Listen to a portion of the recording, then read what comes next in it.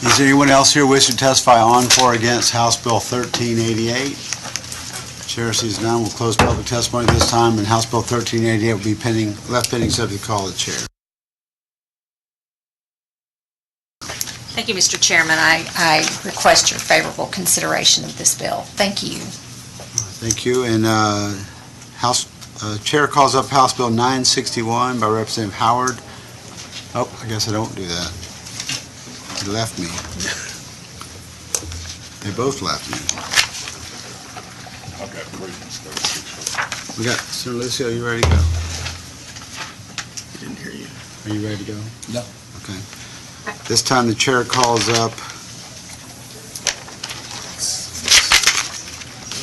House Bill 496 and recognizes its sponsor, Senator Lucio, to explain the bill. Thank you, Mr. Chairman. And members, good morning. The tragic school shooting at Santa Fe High School last year has illustrated the importance of preparedness for an emergency. We have discussed and passed important legislation this session that aims to prevent school shootings and to stop them quickly once they start. But it is also important to be prepared to deal with the immediate aftermath of these incidents, which can include traumatic injuries. School personnel must have the supplies and training they need to act quickly to stop a victim's bleeding immediately before the additional help arrives. House Bill 496, members, aims to ensure all schools have access to what can be life-saving medical equipment and that personnel will be trained to use it. The bill requires schools to develop bleeding control station programs with bleeding control kits stocked with the medical gear necessary to stop the bleeding from traumatic injuries and position in strategic areas on campus. The bill also requires training for school law enforcement officials and students in the use of the items in the kits. Members, the provisions of this bill will help school prepare not only for the unthinkable event of a school shooting, but for a multitude of other situations that can lead to traumatic injury. It is my hope that this bill will help prevent the loss of life in those situations. Thank you, Mr. Chairman, members. Any questions, members? Senator Powell. Senator Lucio, thank you so much for bringing this important legislation forward. I just have one question. Do you think that there's a possibility that there might be federal grants available for states to help alleviate the cost of this for our school districts? I think there's been a lot of interest, obviously, at the national level, obviously, all over the country, and I know the federal government has stepped up on several occasions to hopefully address this issue. I hope that Congress sees fit. That's an excellent point, to make sure that resources are available, especially to those states that have great populations and minimal resources, maybe, to address this issue. I hope that would be the case. Thank you for asking. Thank you. I appreciate you bringing the bill. Yeah, thank you, ma'am. Thank you, ma'am. Any other questions? I will open up public testimony and invite Elizabeth Scherer and Eric Queller. Hope I'm close.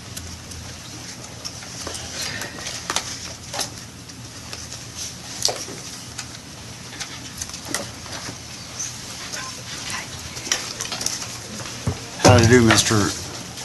Queller? I was right? Okay, great. Elizabeth, if you'd start us off. Sure.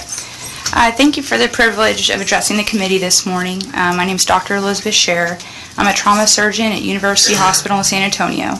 I'm here today speaking on behalf of the American College of Surgeons Committee on Trauma and on behalf of myself. I'm speaking in favor of this bill. We know that bleeding is the leading cause of death in trauma. We also know that quickly stopping the bleed is key. Thanks to our exceptional regional trauma systems here in Texas, we have the ability to get to the right patients to the right place in a very short amount of time. The tools and the means to educate people who are at the site of the patient immediately after the injury exist. With Stop the Bleed, lay people can stop the bleed sooner than you've ever had the ability to do. Not unlike the adoption of the CPR and AED for heart attacks, we now have Stop the Bleed education and bleeding control kits available in our airports and many other public venues. We need to extend this culture of empowerment to our children. We need to provide our schools with Stop the Bleed education and the simple tools in the Stop the Bleed kits. We can save lives. On a personal note, I was one of the trauma surgeons at University Hospital taking care of the victims at Sutherland Springs. We were alerted to the fact that a mass shooting had occurred. We readied ourselves. We mobilized people, surgeons, blood, trauma bays, operating rooms, ICU beds, and then we waited. We waited for over an hour for the first victim to arrive. We knew these kids were bleeding. We worried that if they weren't rolling through our doors, that it meant that they might have bled to death before getting to us, before we could stop the bleed. Fortunately, some of the people at the church were medical professionals, and they knew the importance of stopping the bleed. One of the first law enforcement officers on the scene had his own bleeding control kit that he'd purchased independently. Tourniquets were applied, and lives were saved. This bill will allow our state to educate and empower those who would otherwise be considered victims to be the true first responders. We can educate students and teachers who can not only apply this knowledge to save their life in school, but also in other aspects of their life. We believe in an in-person, Stop the Bleed education to be able to inform these educators. They'll be able to, trauma doesn't discriminate, We know people get injured. They have lacerations and cuts from lots of different reasons. This knowledge can apply to all of these situations. The standard should be to know how to stop the bleed. Texas should lead this cultural change. We can achieve this goal with this bill. Thank you for the time. I'm happy to answer any questions. All right, Sir Lucio. Thank you for your excellent testimony, Doctor. We're very grateful that you took time to be with us here today, because many, you know, the importance of this subject, obviously, this issue. I have seen in the past where a simple puncher over an altercation or something, young man goes home, you know, puts pressure on it, thinks he's going to be okay, goes to sleep and bleeds to death, and instead of taking something serious. So even what looked like a minor bleeding situation could turn to something to be fatal, correct? Correct. And that's what I wanted to ask you. How important is it for people to take any kind of bleeding seriously? Very important. And in contact, obviously, a medical expert, correct? Yes. Okay. Well, that's something that a lot of people just I can, you know, put pressure, it'll go away. Because they're not aware of this, of the you know, unfortunately, the consequences that could take place. Thank you for your testimony. Thank you. All right, thank you. Any other questions? Mr. Queller. Hello and good morning. My name is Eric Queller, and I'm a student advisor for the Northside Independent School District School Safety Security Council and School Health Advisory Council. I am also a senior at Sandra Day O'Connor High School.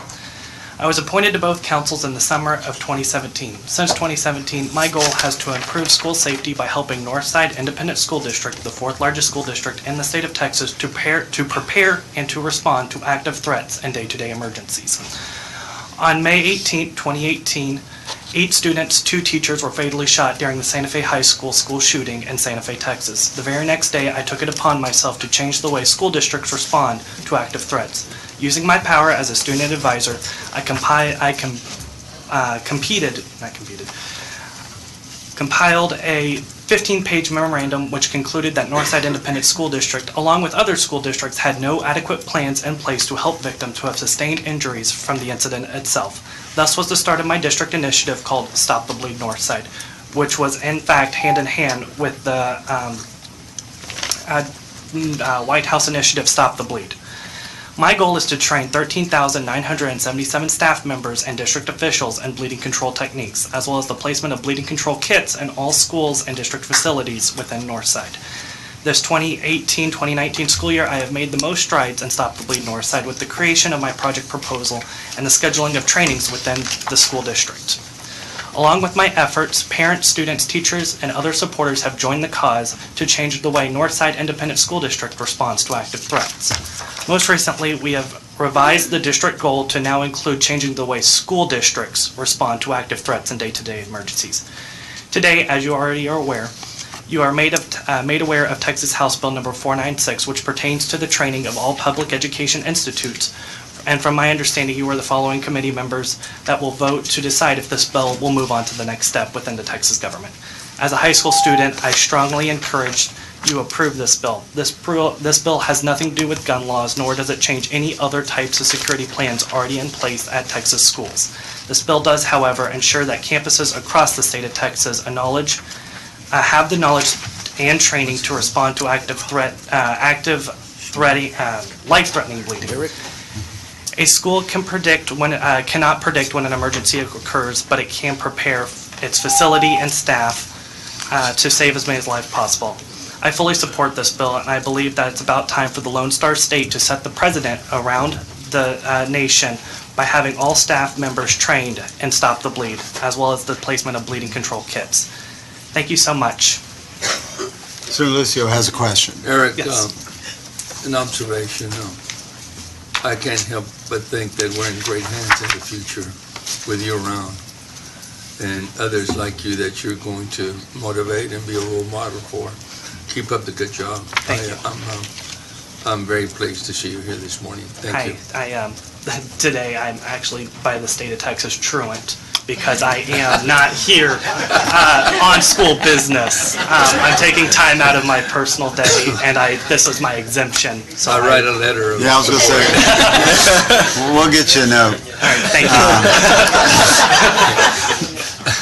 No, Eric, really very impressive. Thank you. Fine, young man, appreciate you being here, taking the time to come here and express your encouragement for this bill. Any other a questions? young doctor as well. No. Thank you all very much. Thank you. Anyone else here wish to testify on House Bill 496? Chair sees none. We'll close public testimony on House Bill 496. We'll leave that bill pending, subject to call the chair. 1, 2, 3, 4, 5, no. 6. We have 6. Yeah. All right, let's do roll real quick. Clerk, call the roll. Taylor, Here. Lucio, Here. Betancourt, Campbell, Here. Fallon, Hall, Hughes, Paxton, Powell, Here. Watson, West. The quorum is present. All right, thank you. This time the chair calls up House Bill 769 by Representative Davis and